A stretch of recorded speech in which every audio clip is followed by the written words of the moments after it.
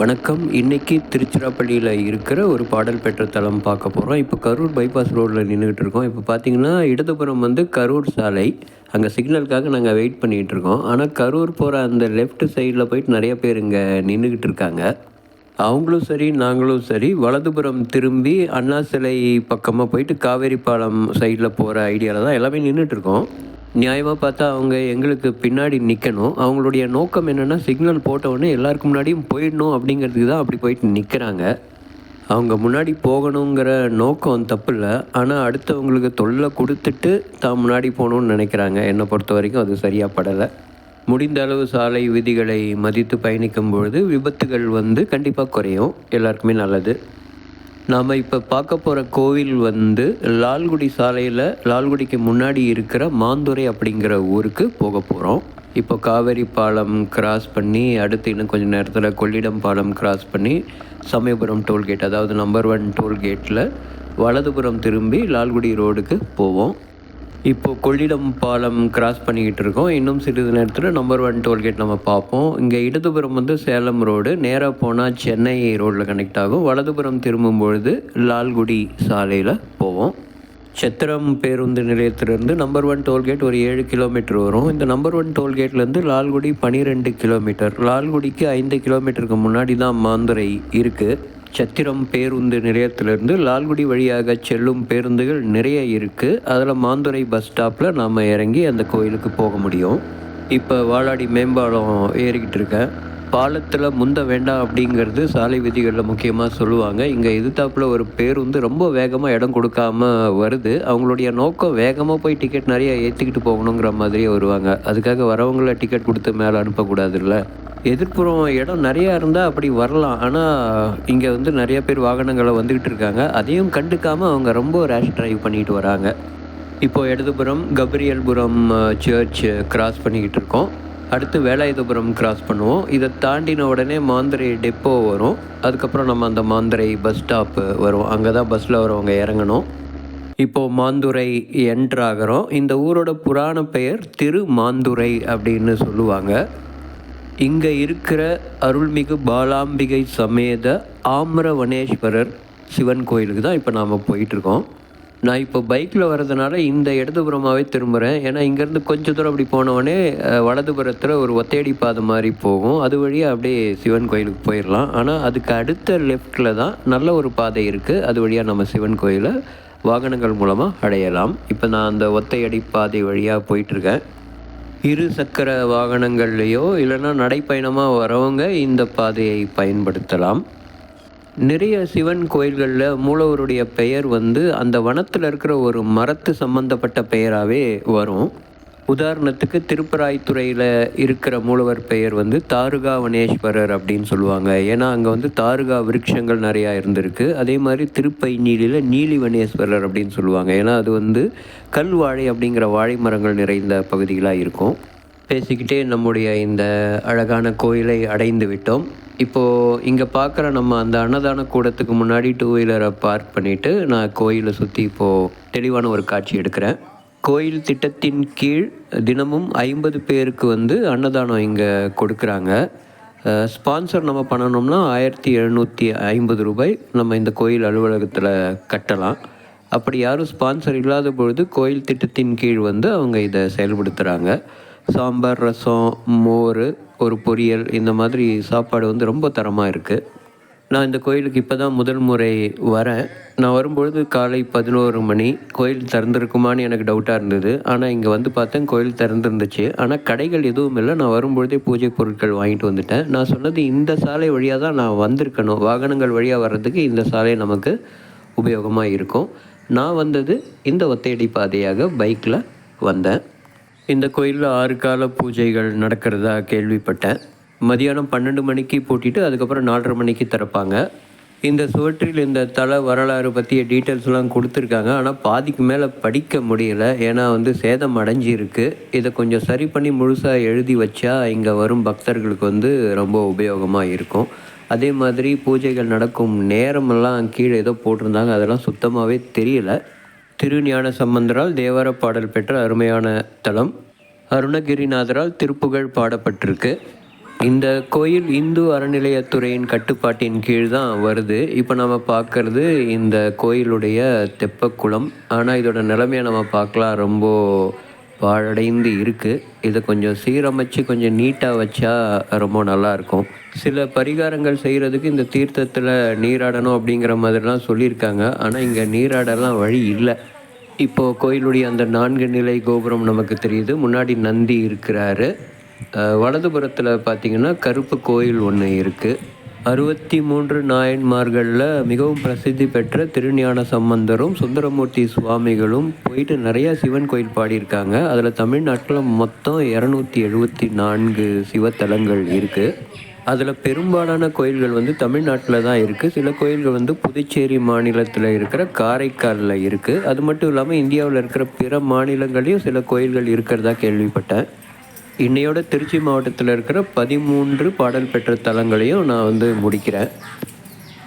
திருஞான சம்பந்தரும் சுந்தரமூர்த்தி சுவாமிகளும் நிறைய தேவார பாடல் பதிகங்கள் வந்து சிவன் கோயிலில் போய் பாடி வச்சுருக்காங்க. நான் கேள்விப்பட்ட வரைக்கும் ஒரு தலத்திலையும் பாடப்பட்டிருக்கின்ற பதிகங்கள் வந்து படிக்கும் பொழுது சில பர்டிகுலர் வியாதிகள் வந்து குணமாகிற மாதிரி தான் நான் கேள்விப்பட்டிருக்கேன். ஒரு இடத்துக்கும் அங்கே அமைஞ்சிருக்கிற மரங்களுக்கும் வந்து சில அதிசய குணங்கள் கண்டிப்பாக உண்டு. அப்படிப்பட்ட மரங்கள் நிறைந்த அந்த வனத்துடைய பெயரில் தான் மூலவர்கள் பெயரும் அமைந்திருக்கு. அப்படிப்பட்ட இடங்களில் அமைந்திருக்கிற இந்த மாதிரி திருத்தலங்களுக்கு போயிட்டு நாம் அங்கே இருக்கிற மூலவர்கள் மற்றும் தெய்வங்களை வழிபடும் பொழுது அந்த இடத்துக்குரிய நன்மைகளும் அந்த வனத்தில் உள்ள அந்த மரங்களின் நன்மைகளும் கண்டிப்பாக நம்ம வாழ்க்கையில் நிறைய நன்மைகள் நமக்கு செய்யும். இங்கே இருக்கிற மூலவருக்கு ஆம்ரவனேஸ்வரர் அப்படிங்கிற பெயர் ஏற்பட்டதற்கு காரணம் என்ன அப்படின்னு பார்த்தா, ஆம்ரா எனும் சொல்லுக்கு வடமொழியில் மாமரம் என்று பொருள். முற்காலத்தில் இந்த பகுதி மாமரங்கள் நிறைந்த ஒரு வனப்பகுதியாக இருந்திருக்கு. அப்படிப்பட்ட இந்த இடத்துல தான் சுயம்புவாக இந்த மூலவர் வந்து இருந்திருக்காரு. அதை வந்து சோழர்கள் கண்டுபிடித்து இங்கே வந்து ஒரு கோயில் எழுப்பியிருக்காங்க. இந்த மாமரத்துக்கு நிறைய நல்ல குணங்கள் இருக்குது. இதோடைய காய், கனி, பூ, பிசின், இலை எல்லாமே நல்ல விஷயத்துக்கு பயன்படுது. அதுவும் மருத்துவத்துக்கும் நிறைய விஷயங்களில் பயன்படுது. மாங்கனியில் நிறைந்திருக்கிற இந்த ஆன்டி ஆக்சிடென்ட்ஸ் மற்றும் விட்டமின் சி வந்து நோய் எதிர்ப்பு சக்திக்கு நல்லா வந்து உதவி செய்யுது. அதே மாதிரி மாங்கனிகள் உண்ணும் பொழுது உண்ட உணவு வந்து சீக்கிரம் செரிமானம் ஆகும். அதனால் வந்து குடல் சம்பந்தப்பட்ட நோய்களை தீர்க்கக்கூடிய சில மருத்துவ குணங்களும் மாம்பழத்தில் இருக்குது. மா இலையிலிருந்து தயாரிக்கப்படும் மருந்துகளுக்கு நீரிழிவு நோய் மற்றும் தோல் நோய்களை நீக்கக்கூடிய குணங்களும் இருக்குது. அது மட்டும் இல்லாமல் காயங்களை ஆற்றக்கூடிய பவரும் அதுக்கு இருக்குது. இந்த மாதிரி ஜியாகிரஃபிக்கு வந்து இங்கே இருக்கிற இறைவனை தொழுது இங்கே இருக்கிற பதிகங்களை படிக்கும் பொழுது நமக்கு கண்டிப்பாக இந்த பலன்கள்லாம் கிடைக்கும்னு எனக்கு ஒரு பர்சனல் நம்பிக்கை. நம்ம பார்க்குற இந்த தகவல் வந்து 63 நாயன்மார்களும் அவர்கள் பிறந்த நட்சத்திரம் இதெல்லாம் போட்டிருக்காங்க. அதில் என்ன சொல்லியிருக்காங்கன்னா, நம்முடைய நட்சத்திரத்தில் பிறந்த நாயன்மார்களை நாம் அப்படியே தியானித்து அவங்கள நோக்கி வேண்டும் பொழுது நமக்கு நல்ல நற்பலன்கள் ஏற்படும் அப்படிங்கிற மாதிரி தான் இங்கே தகவல் சொல்லியிருக்கு. கோயில் வாசலில் போட்டிருந்த தல வரலாறு படிக்கும்பொழுது இந்த தலம் வந்து மூல நட்சத்திரம் மற்றும் பூரட்டாதி நட்சத்திரக்காரர்களுக்கு சிறந்த தலம் அப்படிங்கிற மாதிரி போட்டிருந்தது. மூல நட்சத்திரம் வரும்பொழுது இங்கே யாகம் பண்ணுவாங்க போல். அந்த மூல நட்சத்திரக்காரர்கள் அந்த யாகத்தில் கலந்துக்கிட்டு நல்ல பலன்களை அடையலாம். அதுக்கு வந்து ஒரு 301 ரூபாய் வந்து கட்டணம் போட்டிருந்தது. இந்த கோயிலுடைய பரப்பளவு சுமார் 1 ஏக்கரில் அமைந்திருக்கு. இது மற்ற கோயில்களை நாம் பார்த்த மாதிரி ஒரு 3 பிரகாரங்கள் அந்த மாதிரி இல்லை. நம்ம பார்த்த அந்த 4 நிலை கோபுரம் உள்ளே வந்த உடனே மூலவரை சுற்றி வரா மாதிரி ஒரு பெரிய சுற்று பிரகாரம் இருக்குது. இன்னும் கொஞ்சம் நேரத்தில் நாம் அதை பார்ப்போம். எனக்கு தெரிஞ்சு அந்த ஒரு பிரகாரம் மட்டும்தான் இருக்குது. அந்த முதல் பிரகாரத்தில் நின்றுட்டு தான் நான் இப்போ இந்த கிளிப்ஸ் எல்லாம் எடுக்கிறேன். இந்த பிரகாரத்தை தாண்டி நம்ம உள்ளே நுழைஞ்சோன்னா நமக்கு அந்த மண்டபம் வருது. அந்த மண்டபத்துடைய வலதுபுறத்தில் நம்ம வந்து பாலாம்பிகை அன்னை சன்னதி பார்க்க முடியும். அவங்க தென்புறமாக பார்த்துக்கிட்டு இருப்பாங்க. மூலவர் வந்து கிழக்கு நோக்கி பார்த்துக்கிட்டு இருக்காரு. இங்கே திருப்பணிகள் செய்தவர்களுடைய அந்த பெயர்லாம் இங்கே போட்டிருக்கு. இது ஒரு மிக பழமையான கோயில்னு தான் கேள்விப்பட்டேன். ஸ்வேதகேது அப்படிங்கிற சோழ மன்னனால் இந்த கோயில் கட்டப்பட்டதாக கூறப்படுது. தல வரலாறு படிக்கும் பொழுது இந்த கோயிலில் அது போட்டிருந்தது. இந்த கோயில் பார்க்கும் பொழுது எனக்கு கல்லணை பக்கத்தில் இருக்கிற திருப்பால்துறை அப்படிங்கிற அந்த பாடல் பெற்ற தலம் மாதிரி தான் தோணுது. கிட்டத்தட்ட கட்டமைப்பு அதே மாதிரி தான் இருக்குது. நுழைவாயில் கோபுரம் வந்த உடனே நம்ம பார்க்குற இந்த பிரகாரம் தான் வருவோம். இந்த ஒரே ஒரு பிரகாரம் தான் இருக்குது. இந்த பிரகாரத்திலேயே நமக்கு வந்து அலுவலகம் அங்கே பார்க்க முடியும். அர்ச்சனை பண்ணுறவங்க அந்த அலுவலகத்தில் ₹5 கொடுத்து சீட்டு வாங்கிக்கணும்.